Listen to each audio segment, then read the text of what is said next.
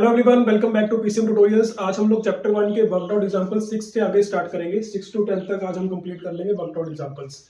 हमारे पास 6 को एग्जांपल है test dimensionally if the equation b square is equal to u square plus 2ax may be correct. ठीक है, हमें चेक करना है कि डायमेंशनली क्या ये इक्वेशन करेक्ट है या नहीं है। अब ये है क्या? वैसे तो इक्वेशन ऑफ मोशन है, आपने 9th क्लास में पढ़ी होगी इक्वेशन ऑफ मोशन, जिसमें आपने ये पढ़ा था कि v square minus u square is equal to 2as।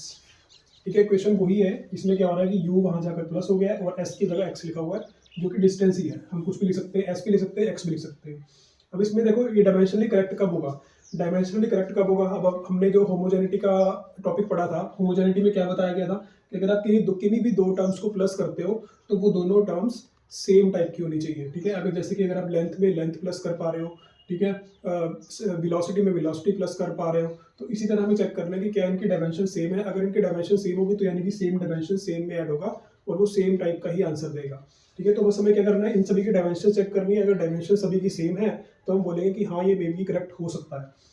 Then देखो हमारे पास यहाँ पर लिखेंगे देयर आर 3 टर्म्स। हमारे पास 3 टर्म्स है, यानी कि v square, u square and 2ax। इनकी हम सिर्फ एक डायमेंशन निकालेंगे, सभी के डायमेंशन सेम आनी चाहिए। v क्या है? एक फाइनल वेलोसिटी होती है। वेलोसिटी को हम क्या लिखते हैं? lt minus 1। ठीक है, ऊपर आ रहा है इसका स्क्वायर, यानी कि ये बन जाएगा l स्क्वायर t माइनस 2। ये तो आगे इसके डायमेंशंस। अभी lt माइनस 1 क्यों आया? अगर आपको इसका आइडिया नहीं है तो देख लो इधर। वेलोसिटी क्या होता है? Distance upon time. ठीक है, डिस्टेंस अपॉन टाइम। डिस्टेंस होता है लेंथ में और टाइम होता है टी में। यानी कि इस टी को अगर हमें ऊपर लिखना हो तो हम क्या लिख सकते हैं? -1। -1 क्यों आया? क्योंकि जिसकी कोई डायमेंशन, जिसकी कोई पावर नहीं होती उसकी पावर 1 ही होती है, तो ये ऊपर जाकर -1 हो जाएगा। lt -1 हो गया। ठीक है, तो ऐसे लिखा जाता है velocity. Then u square, u भी एक वेलोसिटी है, इनिशियल वेलोसिटी होती है, तो उसमें भी सेम ही आएगा। lt -1 ऊपर स्क्वायर आएगा तो ये बनेगा l स्क्वायर t माइनस 2। अब आया हमारे पास 2ax। 2 की तो कोई डायमेंशन नहीं होती है तो 2 को छोड़ो। एक्सेलरेशन है, एक्सेलरेशन को क्या लिख सकते हैं? lt minus 2।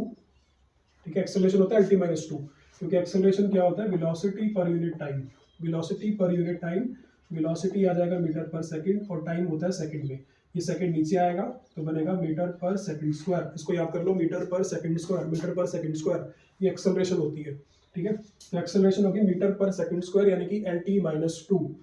एक्स क्या होता है? डिस्टेंस। एक्स डिस्टेंस होता है तो हम लेंथ, लेंथ ही होगी ना एक तरह से वो, तो हमने उसकी जगह लेंथ लिख दिया। अब हम क्या करेंगे, इनको जब आप देखो एल और एल मल्टीप्लाई हो रहे हैं, इनकी पावर्स क्या हो जाएंगी? ऐड हो जाएंगी। तो पावर 1 और 1 है, मैंने बताया था कि जिसकी कोई भी पावर ना हो उसकी पावर 1 होती है। 1 + 1 2 हो जाएगा, L2 t माइनस 2। तो यहाँ से हमने नोट किया कि तीनों की डायमेंशन हमारे पास सेम आ रही है, तो तीनों की डायमेंशन सेम आएंगे, इसका मतलब है डायमेंशनली करेक्ट हो सकता है। तो हम इसमें लिखेंगे this equation may be dimensionally correct. अब आप सोचोगे कि इसमें मे बी क्यों लिखा है। ठीक है, मे बी क्यों लिखा है? मे बी का मतलब ये होता है, देखो अब इसमें क्या है कि we square you square 2ax है, इसमें 2 ने कुछ भी रोल प्ले नहीं किया। अब 2 की जगह अगर मैं 3 लिख देता, 4 लिख देता, तो वो उसका कुछ फर्क ही नहीं पड़ता, क्योंकि आंसर फिर भी सेम आता है इसके अंदर। तो इसका मतलब क्या है कि जो कांस्टेंट है ना, कांस्टेंट हमें प्रॉपर्ली पता नहीं चल पाता है इसके अंदर। तो इसी कारण से हमने बोला कि मे बी डायमेंशनली करेक्ट हो सकता है, हो सकता है इस 2 की जगह कुछ और आ गया हो। ठीक है, लेकिन हमारे हिसाब से जो फॉर्मूला हमें दिया गया है वो डायमेंशनली करेक्ट है। लेकिन प्रॉपरली हमें फॉर्मूले के बारे में नहीं पता है कि यही फॉर्मूला होता है, वैसे तो भी पता है लेकिन हमें इसके हिसाब से नहीं पता है। ठीक है, तो हमने क्या बोला कि मे बी डायमेंशनली करेक्ट हो सकता है। नाउ नेक्स्ट एग्जांपल है example 7। The distance covered by particle in time t is given by. किसी पार्टिकल के द्वारा डिस्टेंस कवर किया गया टाइम t में, उसकी इक्वेशन हमारे पास ये है a plus B T plus C T square plus D T cube. Find the dimensions of a b c and d। हमें तीनों की डायमेंशन, चारों की डायमेंशन निकालनी है। इसमें एक सिंपल सी चीज है, x plus A plus B T plus C T square plus D T cube. अभी होमोजेनिटी के हिसाब से हमने क्या पढ़ा था कि अगर हम x की वैल्यू निकाल रहे हैं, x यानी कि डिस्टेंस है, ठीक है, अगर हम x की वैल्यू निकाल रहे हैं तो जो ये जो हमारे पास टर्म्स प्लस हो रही है ना, तो ये टर्म्स जो हमें यूनिट्स निकाल के देंगी या डायमेंशंस निकाल के देंगी वो भी लेंथ की ही होगी, क्योंकि लेंथ में आप लेंथ ही प्लस कर सकते हो। लेंथ लेंथ यानी कि चारों लेंथ है, तभी आप इनको प्लस कर पा रहे हैं और प्लस करके एक लेंथ आ रही है हमारे पास। ठीक है, इसका मतलब हमें एक बेसिक सी इसकी डायमेंशन पता है कि लेंथ है a b t c T square d T cube, ये सभी लेंथ्स है। तो हम इसमें क्या करेंगे, डायमेंशंस ऑफ ए, हम इसको लिखेंगे dimension of A. Dimension of A क्या होगी? लेंथ होगी। डायमेंशन ऑफ dt, ये भी लेंथ होगी। डायमेंशन ऑफ ct स्क्वायर, ये भी एक लेंथ होगी, ठीक है। डायमेंशन ऑफ dt क्यूब, ये भी एक लेंथ होगी, ठीक है। अब हम क्या करेंगे, डायमेंशन निकालेंगे ए बी सी डी। अब ए की तो डायमेंशन हमारे पास ऑलरेडी आ चुकी है कि ए तो है लेंथ। देन जब हमें बी की निकालनी हो तो बी क्या आएगा, यहाँ पर बी देखो मल्टीप्लाई में है, वहाँ पर डिवाइड भी चला जाएगा, और वहाँ पर क्योंकि हम डायमेंशंस लिख रहे हैं इसलिए ये जो स्मॉल टी है ना, टाइम, ये हमने बताया था टाइम, तो ये टाइम वहाँ जाकर हम इसको कैपिटल की फॉर्म में लिख देंगे, कैपिटल टी की फॉर्म में लिखेंगे, ठीक है। तो यहाँ पर मल्टीप्लाई हो रहा है, वहाँ जाकर ये डिवाइड में चला जाएगा, यानी कि हम इसको ऐसे लिख सकते हैं एल अपॉन टी। तो हम इसको क्या लिख सकते हैं, एल टी माइनस वन। तो ये हमारे पास डायमेंशन आ गई है बी की। देन सी टी स्क्वायर है, ये टी स्क्वायर हो रहा है यहाँ पर मल्टीप्लाई, वहाँ जाकर डिवाइड में चला जाएगा, तो यानी कि सी के डायमेंशन क्या आ जाएंगी, एल अपॉन टी स्क्वायर, और यहाँ पर ऐसे लिखा जाएगा L T minus two. Then है D T cube, T cube यहाँ मल्टीप्लाई हो रहा है, वहाँ जाकर डिवाइड हो जाएगा, C is equal to L upon T cube, इसको हम लिखेंगे एल टी माइनस थ्री। तो ये हमने निकाल दी इनके डायमेंशंस। एट्थ एग्जांपल है, if centripetal force is of the form m a v b r c, find the values of a b c. अगर ये बोल रहे हैं कि सेंट्रीपिटल फोर्स यानी कि कोई फोर्स ही है जो हमारे पास इस फॉर्म में है, m a v b r c, यानी कि एम की कुछ पावर है, बी की कुछ पावर है, आर की कुछ पावर है, तो हमें वैल्यूज इन्हीं की निकालनी है कि पावर्स है कितनी, हमें ये निकालना है। तो बहुत सिंपल सा फॉर्मूला है इसके लिए, बहुत सिंपल सा मेथड होगा इसके लिए, सॉरी। तो मेथड क्या होगा कि आपको डायमेंशनली ही इसका आंसर निकालना होगा। डायमेंशनली कैसे है कि फोर्स है, ठीक है। अब हमें पता है कि फोर्स के डायमेंशन है, तो वो जो आंसर निकाल के देंगी वो भी फोर्स के निकाल के देंगी, यानी कि ये इसका जो सॉल्व करके आंसर आएगा वो भी फोर्स ही तो होगी, क्योंकि फोर्स ही का तो फोर्स का तो फॉर्मूला रखा हुआ है हमने यहाँ पर। तो इसमें हम क्या करेंगे, फोर्स की डायमेंशन लिखेंगे यहाँ पर। फोर्स की डायमेंशन क्या होती है, m L T minus two, ठीक है। फोर्स की डायमेंशन होती है m L T minus two. अब जो नए हैं उनके लिए भी देख लो कि फोर्स की डायमेंशन कैसे निकाल सकते हैं, मास इंटू एक्सेलरेशन। मास होता है कैपिटल एम की फॉर्म में, एक्सेलरेशन होता है मीटर पर सेकंड स्क्वायर, यानी कि एल टी माइनस टू, ठीक है। तो इसलिए हो गया फोर्स की dimension M L T minus two. Then mass की पावर ए है, यानी कि मास को हम कैपिटल एम की फॉर्म में लिख सकते हैं। वेलोसिटी, वेलोसिटी को हम लिख सकते हैं l T minus one. Then है रेडियस, रेडियस को हम क्या लिख सकते हैं, ये भी एक लेंथ ही है, तो हम इसको ऐसे लिखेंगे सी फॉर्म में, यानी कि हमने इसको डायमेंशंस में कन्वर्ट कर दिया है। अब डायमेंशंस में कन्वर्ट करने के बाद हम क्या करेंगे, इनको कंपेयर करेंगे आपस में, ठीक है। इक्वेट करेंगे दोनों को। सबसे पहले इक्वेट करने से पहले हम इसको एम की फॉर्म में ले आते हैं, उसके बाद हम इसको क्या करेंगे, इक्वेट करेंगे, आंसर आ जाएगा। उसके बाद एम देखो यहाँ पर सिर्फ एक ही है, तो एम की पावर हमारे पास हो चुकी है ए। देन एल है, एल हमारे पास दो बार है, देखो एक बार तो एल की पावर क्या है, पहले आप इसको ना पावर्स को सॉल्व कर लेते हैं। जैसे यहाँ पर तो बन गया एम ए, यहाँ पर बनेगा l b t minus b, क्योंकि ये बी अंदर आकर मल्टीप्लाई होगा पावर के साथ, ठीक है। देन एल बन जाएगा सी, ऐसे बनेगा। अब हम इसको लिखते हैं एम ए, एल यहाँ पर देखो दो है, और दोनों मल्टीप्लाई हो रहे हैं, बेस सेम है, पावर ऐड हो जाएंगी, तो यहाँ पर आएगा एल बी प्लस सी, ये आ गया। उसके बाद टी हमारे पास एक ही है जिसकी पावर माइनस बी है, तो हमने इसको ऐसे लिख दिया। अब हम इसको कंपेयर करेंगे m L T minus two के साथ।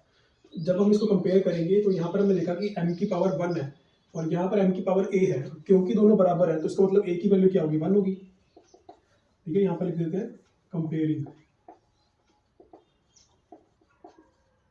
कंपेयरिंग बोथ साइड्स, यानी कि a की वैल्यू तो 1 आ गई है, l की पावर यहाँ पर 1 है और वहाँ पर b प्लस सी है। यहाँ पर इसका मतलब क्या है कि b प्लस सी 1 के बराबर है। यहाँ पर t की पावर माइनस टू है और यहाँ पर t की पावर माइनस बी है, यानी कि माइनस बी माइनस टू के बराबर है। माइनस से माइनस कैंसिल हो जाएगा, b की वैल्यू आ जाएगी 2, a की वैल्यू आ चुकी है, b की वैल्यू आ चुकी है। अब इस b को यहाँ पर पुट कर दो, c का आंसर भी आ जाएगा, यानी कि बनेगा 2 plus C is equal to 1, C की वैल्यू आ जाएगी माइनस 1। तो यहाँ से हमारे पास c की वैल्यू भी आ गई। अब हम क्या करेंगे, इस मेन फॉर्मूले में इसको पुट कर देंगे, यहाँ पर लिखेंगे पुट इन 1। वैसे तो हमसे देखो वैल्यूज पूछी गई है ए बी और सी की, तो हमने वैल्यूज निकाल दी है ए बी सी की, ठीक है। एक बार हम इसको फॉर्मूले में पुट करके देखते हैं कि फॉर्मूला बनता क्या है। एफ आएगा एन, ए की जगह आएगा 1, यानी कि 1 को तो आप मत लिखो, वी की पावर है बी की जगह लिखने में 2 स्क्वायर, आर की पावर है सी की जगह है -1, यानी कि आर की जगह आएगा -1। तो इसको अगर हम लिखेंगे तो फॉर्मूला बनेगा mv स्क्वायर अपॉन आर। तो ये हमने फॉर्मूला बना दिया सेंट्रीपिटल फोर्स का। एग्जाम्पल 9 है, when A solid sphere moves through a liquid. कहते हैं कोई सॉलिड स्फीयर है, लिक्विड की तरफ मूव करता है। जैसे कि मैंने यहाँ पर एक कंटेनर बनाया, यहाँ पर कुछ लिक्विड है और सॉलिड स्फीयर हमने इस लिक्विड में गिराया नीचे की तरफ, ठीक है। तो ये सॉलिड स्फीयर पानी में नीचे की तरफ मूव करता है, पानी लगा लो या लिक्विड लगा लो, उसमें नीचे की तरफ मूव करेगा solid sphere. The liquid opposes the motion with a force F. तो होता है क्या है कि जब ये बॉल नीचे की तरफ आती है ना, तो उस पर एक ऑपोजिट फोर्स लगती है। लिक्विड क्या करता है, उसको ऊपर की तरफ भेजने की कोशिश करता है, फिर उसकी मोशन को फोर्स करता है, उसको रोकने की कोशिश करता है। तो वो जो फोर्स है, the magnitude of F depends on the coefficient of viscosity of the liquid. अब ये बोल रहे हैं कि जो फोर्स ऊपर की तरफ लग रही है ना, लिक्विड जो लगा रहा है फोर्स, उसका जो मैग्नीट्यूड है वो प्रोपोर्शनल किसके है, is depends on the, proportional sorry depend किस पर करता है, वो डिपेंड करता है ईटा पर, ठीक है, कोफिशिएंट ऑफ विस्कोसिटी होता है।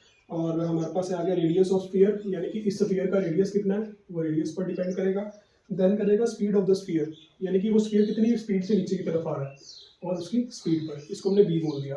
assuming that f is proportional to different powers of these quantities, कहते हैं assume कर लो कि f डायरेक्टली प्रोपोर्शनल है इसकी डिफरेंट पावर्स के, यानी कि हमने इसको कोई भी पावर दे दी, ठीक, कुछ भी पावर्स हो सकती है इनकी, a b c।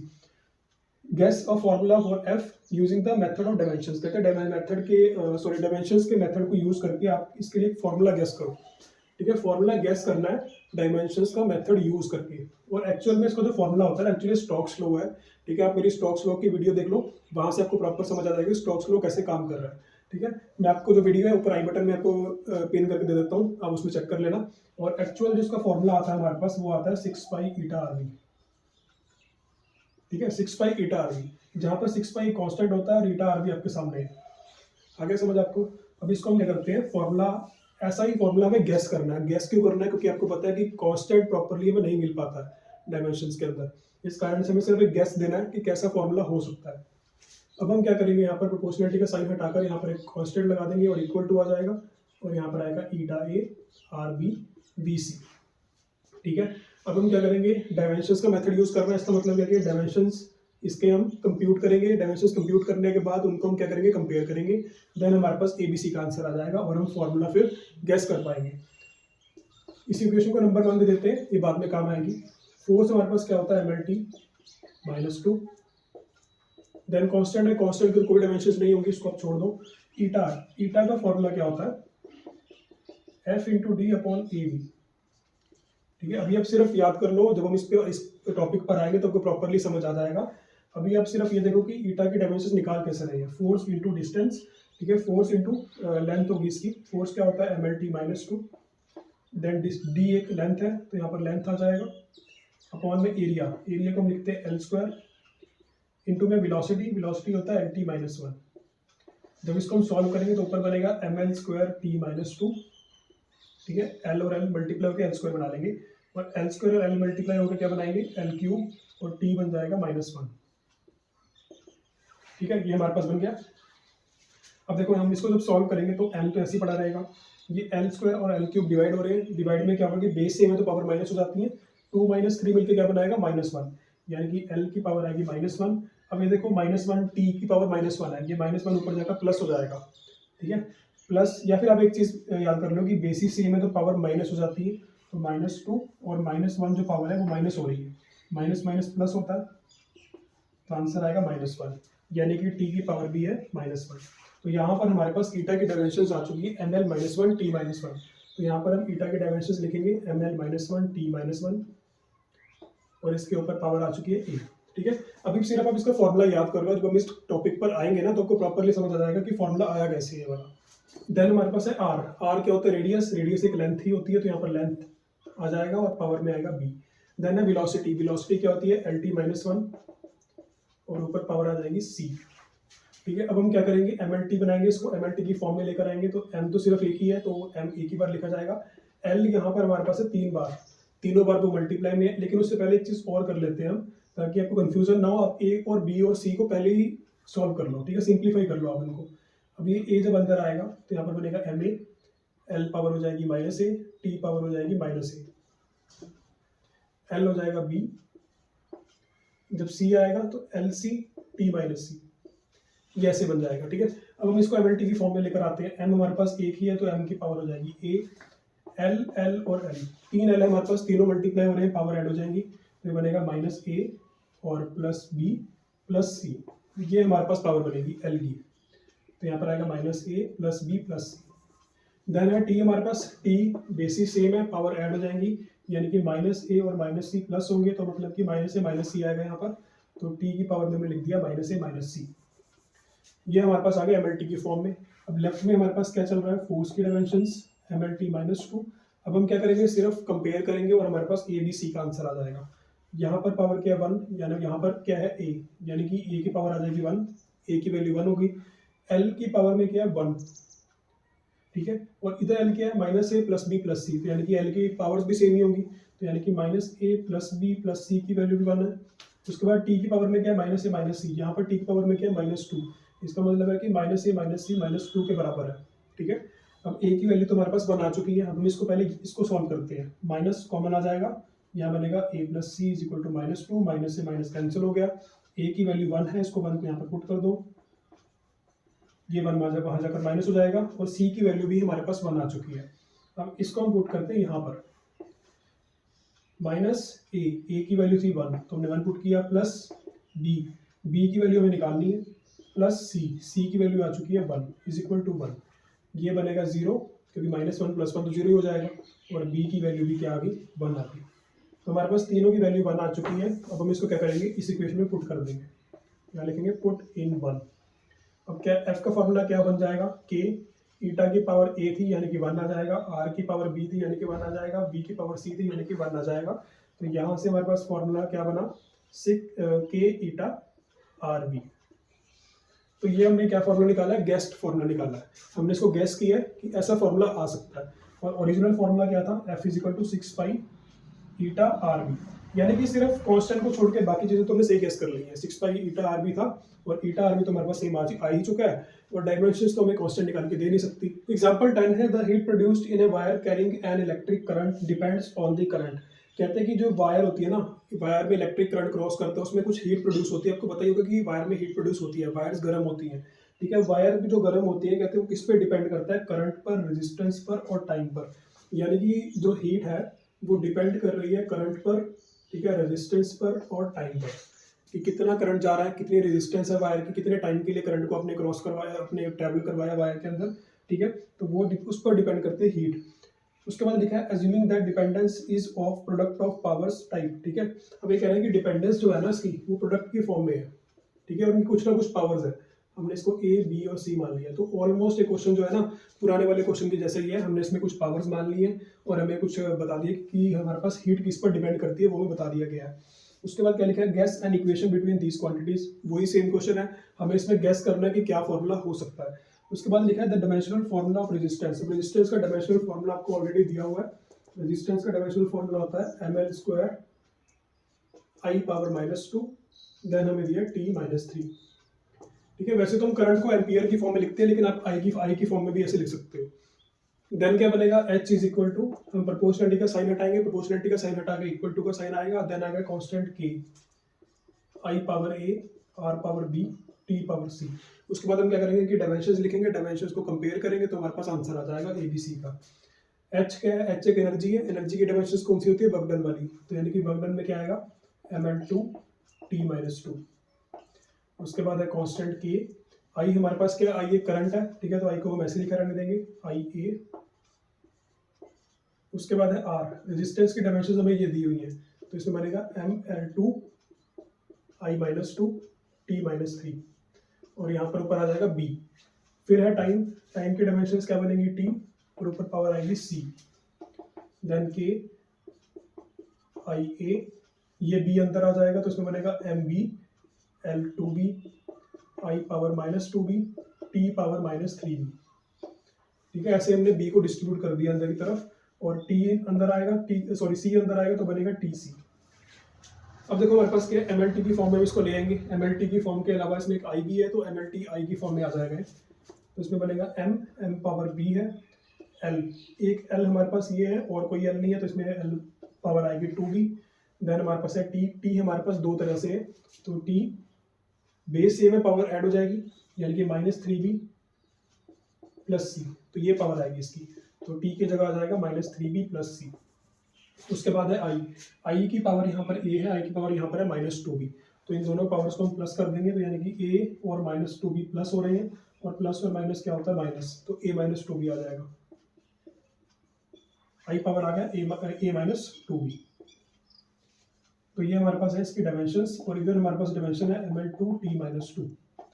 सिंपली हमें क्या करना है, बस डायमेंशंस को हमने इक्वेट करना है और आंसर हमारे पास आ जाएगा। ठीक है, m की पावर यहाँ पर b है और यहाँ पर m की पावर क्या मानी जाएगी, 1 मानी जाएगी, यानी कि b की वैल्यू 1 आ गई।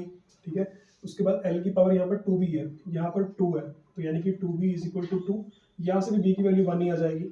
उसके बाद क्या है, t पावर -2 और यहाँ पर t की पावर में -3b प्लस c, तो यहाँ पर हम क्या बोल सकते हैं कि -3b प्लस c -2 के बराबर है। ठीक है, और b की वैल्यू 1 है, तो b की वैल्यू हम यहाँ पर 1 पुट करेंगे, तो -3 1 जा -3 plus c is equal to -2, ये -3 वहाँ जाकर प्लस होगा, तो आंसर c का क्या आएगा, 1 आएगा। अब यहाँ पर देखो मेन चीज़, अब हमारे पास i आया है, i की पावर है a -2b, लेकिन यहाँ पर तो कोई i नहीं है। जब हमारे पास i नहीं है तो हम क्या मान के चलेंगे कि यहाँ पर जो i की डायमेंशन और i की जो पावर है वो 0 है। ठीक है, हम इसको 0 मान के चलेंगे, जिस चीज़ की कमी है हम उसकी पावर 0 मान लेंगे, और एनीथिंग रेज़ टू पावर 0 1 नहीं होता है, तो इसका होना ना होना कोई फर्क नहीं पड़ेगा इसका। ठीक है, लेकिन हमें ये a की वैल्यू निकाल के दे देगा, तो यहाँ से हम क्या करेंगे, a -2b को 0 के बराबर पुट करेंगे, b की वैल्यू 1 थी, तो ये बनेगा a -2 × 1, 2 हो जाएगा 0, ये 2 वहाँ जाकर प्लस हो जाएगा, तो यहाँ पर a की वैल्यू आ गई 2। इस इक्वेशन में हम इन वैल्यूज़ को पुट कर देंगे, ए बी सी की वैल्यूज़ को उस फर्स्ट वाली इक्वेशन में पुट कर दो, तो h इज इक्वल टू के, आई की पावर में a की वैल्यू है 2 यानी कि स्क्वायर आ जाएगा, r b की पावर है, b की वैल्यू है 1, तो यहाँ पर b की जगह 1 ही रहेगा, और t की पावर है c, और c की वैल्यू भी 1 ही है, तो यहाँ पर t आ जाएगा। तो यहाँ से हमने एक फॉर्मूला इसका गैस कर लिया है कि जो हीट प्रोड्यूस होती है वायर में करंट जब क्रॉस करता है, तो वो हीट का फॉर्मूला क्या होता है, KI² RT। So that's all for today. Thank you for watching this video.